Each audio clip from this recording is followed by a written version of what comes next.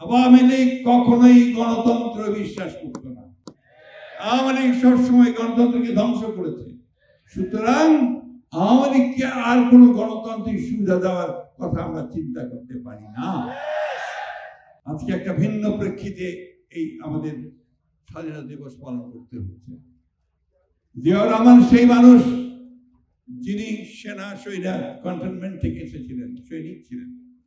তার তো গণতন্ত্র দেওয়ার কথা ছিল না, তার তো মিডিয়াকে স্বাধীনতা দেওয়ার কথা ছিল না। যাদের দেওয়ার কথা ছিল তারা দেয়নি। তারা 1972 থেকে 75 সাল পর্যন্ত যে রাষ্ট্র পরিচালনা করেছে, শাসন করেছে, সেটা শুধু দুঃশাসনের একটা সময় ছিল। সেদিনও 30,000 সৈনিক, যুবক, ছাত্রকে হত্যা করা হয়েছিল। সেদিনও সমস্ত পত্রিকা বন্ধ করে দেওয়া হয়েছিল। একদলীয় শাসন ব্যবস্থা বাকশাল প্রতিষ্ঠা করা হয়েছিল। এটা বারবার বলতে হবে, বারবারই কথা বলতে হবে, মনে করতে হবে। আওয়ামী লীগ কখনোই গণতন্ত্র বিশ্বাস করত না। আওয়ামী লীগ সবসময় গণতন্ত্রকে ধ্বংস করেছে। সুতরাং আওয়ামী লীগকে আর কোনো গণতান্ত্রিক সুবিধা দেওয়ার কথা আমরা চিন্তা করতে পারি না। বন্ধুগণ, জিয়াউর রহমান অতি অল্প সময়ের মধ্যে এই দেশে, যেটা খসরু সাহেব বলেছেন, তিনি সংস্কার করেছেন। একদলীয় শাসন ব্যবস্থা থেকে বহুদলীয় গণতন্ত্র নিয়ে এসেছেন, মাল্টি পার্টি সিস্টেম নিয়ে এসেছেন। তিনি মিডিয়ার স্বাধীনতা দিয়েছেন, সমস্ত পত্রিকাগুলোকে খুলে দিয়েছেন, একটা গণতান্ত্রিক চর্চা শুরু করেছেন। তিনি অর্থনীতিতে বহুমাত্রিক অর্থনীতি সৃষ্টি করেছেন, অর্থাৎ বেসরকারি মালিকানাকে নিয়ে এসেছেন, মুক্ত বাজার অর্থনীতি তিনি শুরু করেছেন, রিফর্ম নিয়ে এসেছেন। রিফর্মের শুরু তো শহীদ প্রেসিডেন্ট জিয়াউর রহমানের হাত থেকে। আজকে যারা রিফর্ম বলছি আমরা, আমাদের মনে রাখতে হবে যে রিফর্মের প্রথম শুরু করেছেন শহীদ প্রেসিডেন্ট জিয়াউর রহমান। এরপরে রিফর্ম করেছেন দেশের নেত্রী বেগম খালেদা জিয়া। তিনি সংসদীয় গণতন্ত্র করেছেন এবং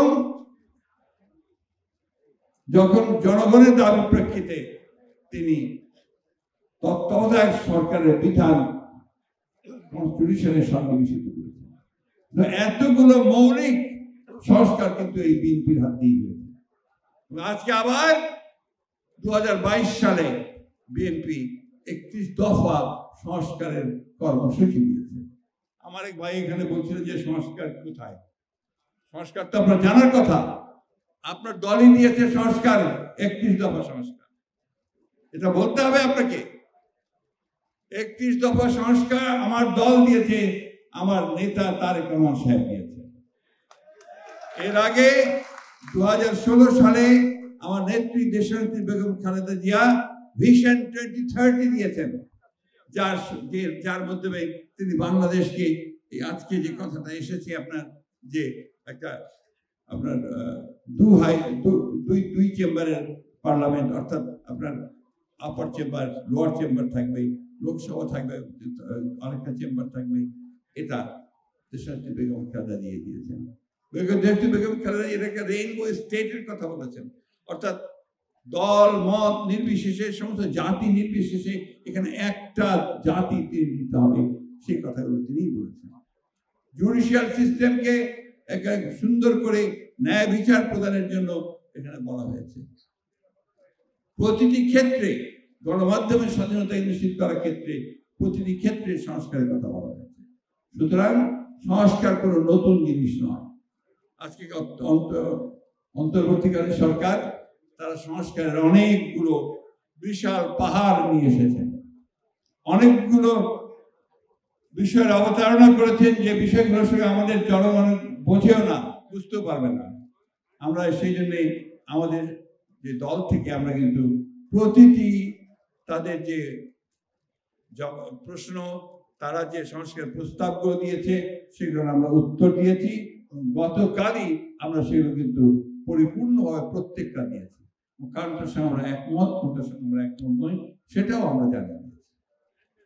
আমরা খুব পরিষ্কার করে বলেছি যে বাংলাদেশের জনগণ কাছেই যেটা গ্রহণযোগ্য সেই বিষয়গুলি করা দরকার। আরেকটা বিষয় অত্যন্ত জরুরি আমরা বলেছি, জোর দিয়ে বলেছি যে নির্বাচনের কোনো বিকল্প নেই, কারণ নির্বাচনের মধ্য দিয়ে আমাদেরকে গণতন্ত্রে যেতে হবে। সেটাই হচ্ছে গেটওয়ে টু ডেমোক্রেসি। এই ডেমোক্রেসি ছাড়া আমরা মনে করি না যে আর কোনো সিস্টেম আছে যে সিস্টেম জনগণের কল্যাণ করতে পারে। কিন্তু আজকে নতুন করে ষড়যন্ত্র শুরু হয়েছে যেন এই প্রক্রিয়া পিছিয়ে যায়, বিলম্বিত হয়, অন্য কাউকে সাহায্য করা যায় এবং দেশে একটা নৈরাজ্য সৃষ্টি করা যায়, সেই কাজগুলো আজকে শুরু হয়েছে। বন্ধুরা, আপনারা নিশ্চয়ই লক্ষ্য করেছেন সোশ্যাল মিডিয়াতে কিছু নতুন নতুন আমি বলি কুতুব আবির্ভূত হয়েছে। তারা বাংলাদেশকে কোথায় নিয়ে যেতে চায় আমি জানি না। তাদের ভাষা, তাদের বাক্য, তাদের কথা, তাদের বক্তব্য সম্পূর্ণ বাংলাদেশকে একটা নৈরাজ্যের দিকে নিয়ে যেতে চায়, তারা গণতন্ত্রের দিকে নিতে চায় না। বন্ধু, আজকে আমাদেরকে সজাগ থাকতে হবে, সতর্ক থাকতে হবে, কারণ এই বিএনপি একমাত্র দল যে প্রতিবার প্রতি বিপদে আপদে এই দেশের তারা রুখে দাঁড়িয়েছে, তারা এই সবসময় আপনারা সেই রক্ষা করেছে বিপদ থেকে। বিএনপি সেই দল যারা আজকে বাংলাদেশকে সমস্ত তার সংকট থেকে উদ্ধার করেছে। আজকেও সেই সময় এসেছে বন্ধুগণ, যে সংকট আজকে সৃষ্টি হচ্ছে, এমন সংকট যে আমাদের দেশপ্রেমিক সেনাবাহিনী তাকে পর্যন্ত আজকে বিতর্কিত করার চেষ্টা চলছে, যা আমরা কোনো মতেই মেনে নিতে পারি না। যারা আমাদের দেশকে রক্ষা করে, যারা সংকটের সময় আমাদের পাশে এসে দাঁড়ায়, তাদেরকে আমরা কখনোই বিতর্কিত হতে দিতে পারি না। আমরা অবশ্যই 2024 সালের যারা প্রাণ দিয়েছেন, যারা শহীদ হয়েছেন, তাদের প্রতি আমাদের গভীর শ্রদ্ধা আমরা জানাই, সবসময় জানাই। আহত হয়েছেন তাদের প্রতি আমাদের সমবেদনা আমরা জানাই। এবং সেই আন্দোলনে আমাদেরও প্রায় 800-র মতো ছাত্র যুবক তারাও শহীদ হয়েছেন। 15 বছর আমরা লড়াই করেছি। আমাদের নেতা কর্মীরা কেউ বাড়িতে ঘুমোতে পারেনি। 60 লক্ষ মানুষের বিরুদ্ধে মিথ্যা মামলা হয়েছে। আমাদের ছেলেরা এখনো তারা মোটরসাইকেল চালায়, হকারি করে, এখনো করে। বন্ধুগণ, এরপরেও আমাদেরকে শুনতে হয় যে বিএনপি কি করেছে। বিএনপি তো শুরু করেছে, বিএনপি তো এত ত্যাগ স্বীকার করেছে, বিএনপি তো ভিত্তি তৈরি করেছে।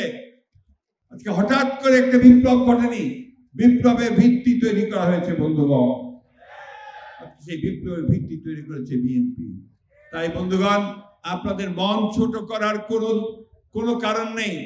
সবসময় বুক উঁচু করে বেড়াবেন।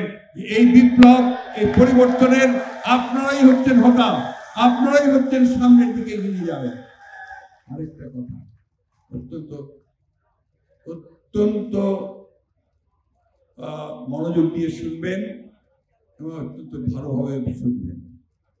এমন কথা যেন আমাদেরকে না শুনতে হয় যে বিএনপি খারাপ কাজ করছে। তাহলে যে সম্ভাবনা সৃষ্টি হয়েছে সেই সম্ভাবনা কিন্তু বিনষ্ট হয়ে যাবে। এখানে ঢাকার নেতারা আছেন, ঢাকার বিভিন্ন দেশের নেতারা আছেন, আপনারা আপনাদের নেতৃবৃন্দকে সবাইকে নিয়ে এই বিষয়গুলো আপনারা সব সময় খেয়াল করবেন। আর মনে রাখবেন, আপনাদের উপর নির্ভর করছে ভবিষ্যৎ বাংলাদেশ, আপনাদের উপর নির্ভর করছে ভবিষ্যৎ গণতান্ত্রিক বাংলাদেশ, আপনাদের উপর নির্ভর করছে ভবিষ্যতের বৈষম্য বিরোধী বাংলাদেশ।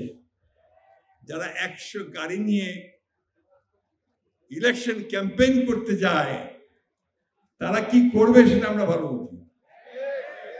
বিএনপি জনগণের সঙ্গে আছে, অতীতে ছিল, থাকবে। বিএনপি অবশ্যই তারা জয়যুক্ত হবে ইনশাআল্লাহ। নেতা তারেক রহমান বারবার করে নির্দেশ দিয়েছেন যে আপনারা সঠিকভাবে, সুন্দরভাবে, জনগণ যেন ভালোবাসে আপনাদেরকে, সেই কাজগুলো করতে থাকুন। আজকে রোজার মাস, এই রোজার মাসে আসুন আমরা সবাই আল্লাহ তাআলার কাছে এই প্রতিজ্ঞা করি যে আমরা এখন এমন কাজ করব যে কাজগুলোতে জনগণ যেন বিএনপিকে সবসময় ভালো বলে, জনগণ বিএনপির কাছে আসতে চায়, সেই হিসেবে যেন আমরা কাজ করি। আমি সব শেষে আবার 1971 সালে যারা শহীদ হয়েছেন তাদের প্রতি আমি শ্রদ্ধা জানাচ্ছি আমাদের নেতা শহীদ প্রেসিডেন্ট জিয়াউর রহমানের, যিনি আমাদের স্বাধীনতার ঘোষণা দিয়ে আমাদেরকে নতুন জাতীয় উপহার দিয়েছেন। শ্রদ্ধা জানাচ্ছি আমাদের সেই নেত্রী দেশনেত্রী বেগম খালেদা জিয়াকে, যিনি গণতন্ত্রের জন্য আজীবন সংগ্রাম করেছেন, এখনো করেছিলেন, তাকে আর সম্মান জানাচ্ছি সেই নেতাকে যিনি আমাদেরকে নতুন পথ দেখাচ্ছেন, নতুন আলো দেখাচ্ছেন, নতুন সূর্য দেখাচ্ছেন। ইনশাআল্লাহ জয় আমাদের হবে হবে।